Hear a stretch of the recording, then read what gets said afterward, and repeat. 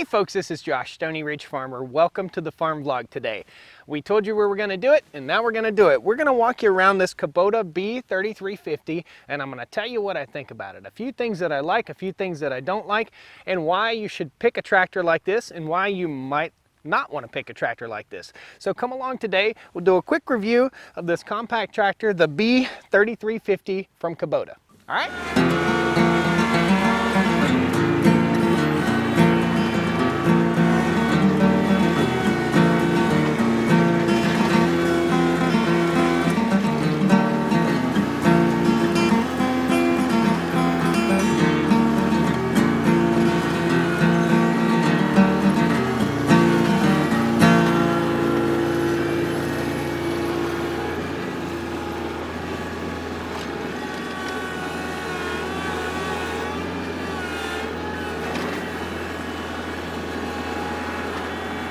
Let me start by saying this Kubota tractor does not belong to me. This tractor belongs to Everything Attachments, and all the attachments that are on it are made by Everything Attachments. It's a company out of North Carolina. They build quality American-made products.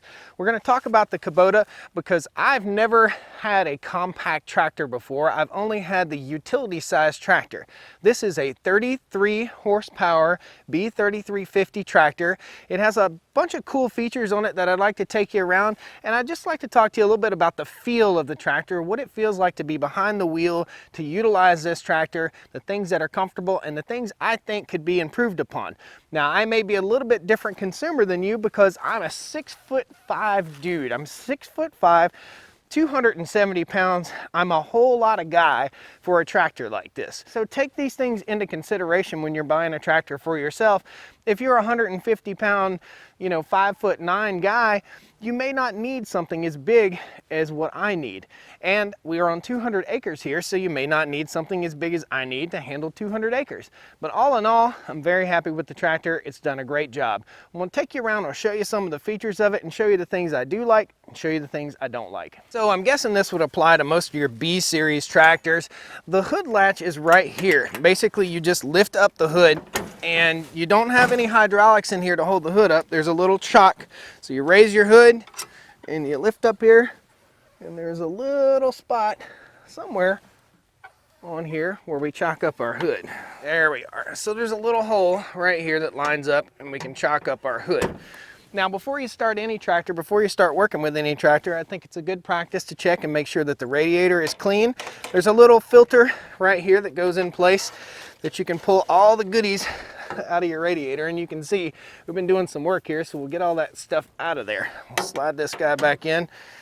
This is a little net that basically catches all your debris for your radiator, and if it doesn't catch with the grill, it catches with that, and then it catches in your radiator. So you need to watch your temperature of your tractor and make sure you're running it properly. You got your air filter here, you got your battery here, you got your radiator here, and this canister right back here, you probably hear me knocking on it, is the emissions control system.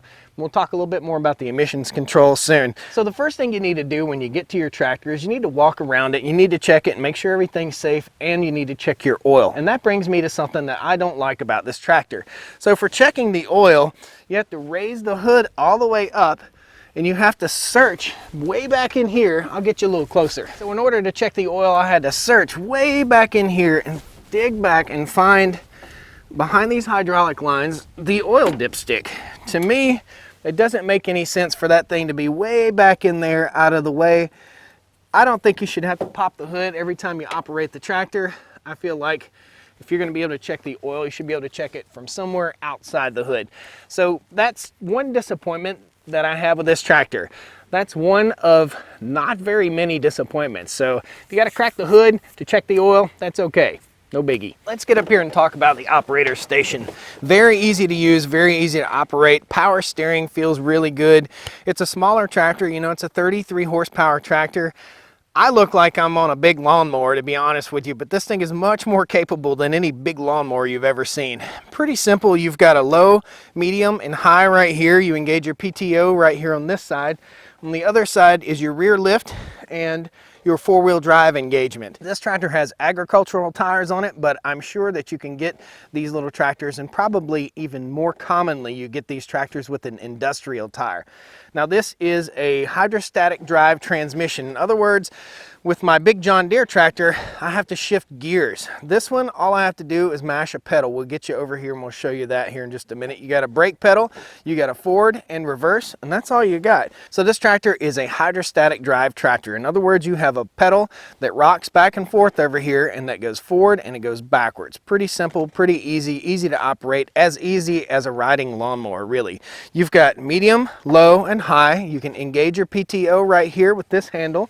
You've got your lift for the rear, up and down, and you've got four-wheel drive, so you can engage and disengage your four-wheel drive over here. You fill the fuel up right in the middle of the hood, which to me, I'm not really a huge fan of, just because of the spill factor. So you're gonna eventually spill some diesel fuel on the hood of your brand new shiny tractor, and you're not gonna like that.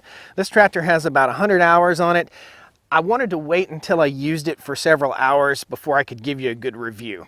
How do I feel about the tractor? Power-wise, it has plenty of power. Now, it's not a 50 or 60 horsepower utility tractor. It's a compact tractor. So I feel really good using the grapple with it. It seems very strong. This one has a specialized button on the side, so I can use secondary hydraulics on the front to open and close the grapple. And it's just a little button on the loader handle over here. I'm gonna bring the camera over and point out a few things here on the instrument panel, just so you guys know what I'm talking about. All right, so we're up here on the tractor. We'll turn it on. We'll run the glow plugs for a second. Just barely turn the key halfway, and we'll start her up. Okay, fires right up. This is your throttle control. You got lights and stuff over here, all the goodies that normally come on a tractor. Brake pedal right here. You got your sync shuttle, so in other words, you put your foot on this pedal and you go forward or backwards just by rocking your foot, that forward and reverse. There is a locker right here, so you step on this little guy and that locks all four wheels into four-wheel drive. You got low, medium, high, PTO. Over here you engage your four-wheel drive and you raise and lower your rear lift. That guy right there. Now this is our loader handle. We'll pull the loader handle back and that will bring up our loader. We can push this little button. Very interesting. You push this little button and that right there opens and closes our grapple. And it also works a third remote on the rear of the tractor. Pretty cool. All right, there's your RPM. Now this tractor, you're supposed to run it at fairly high RPM. We'll crank it up to about 2,500 RPM. That's our operating RPMs. Just cut it back down here just for the sake of the video.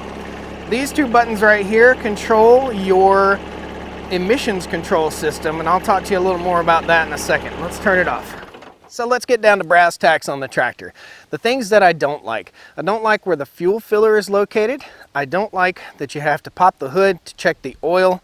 I don't like the fact that it's really not built for a big guy. In other words, the tractor just kind of doesn't fit me. Now, being a taller guy using this tractor, I'm still comfortable. It's not beating me to death, and I'm not so cramped that I can't steer. So that is a good thing. I like the secondary hydraulics. I love the little button that I can open and close this grapple. This grapple's from Everything Attachments. I really like it. Just super duper handy. You can set it on the ground and just scoop up anything you run over. The four-wheel drive system works great.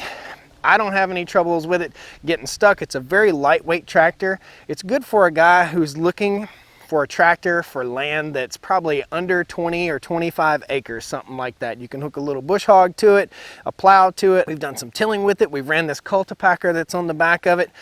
I just like the tractor a whole lot. So thought we'd do a quick review of the little Kubota B-Series tractor. Very good so far, very reliable. Not quite a utility tractor, but kind of a, it's pushing it. It's really got some good horsepower, and I feel pretty comfortable on it. I don't feel tipsy. I can run it in my yard or in my garden and not tear up the yard, which is really awesome. When I'm running an 8,000-pound utility tractor in the yard, it's just cutting ditches and stuff and making a mess, where this one doesn't leave a footprint like a big tractor does. So it's cool. It's a good little garden tractor. It's a good little tractor for a guy that has a small piece of land.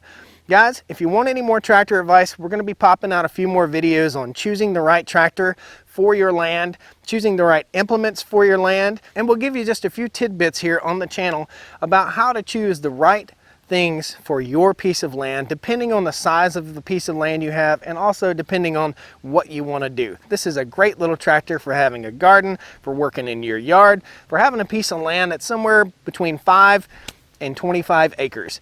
I like the Kubota. Guys, thanks a lot. I hope you enjoyed this little review. Come on back and see me on the Stoney Ridge Farm. Pound that like button, subscribe to the channel, and click that little bell down there. It'll notify you when we post a new video. We'll see you next time. All right? Woo! Well, come on down to the Stoney Ridge. Bring your wife, bring your kids. We're living life here in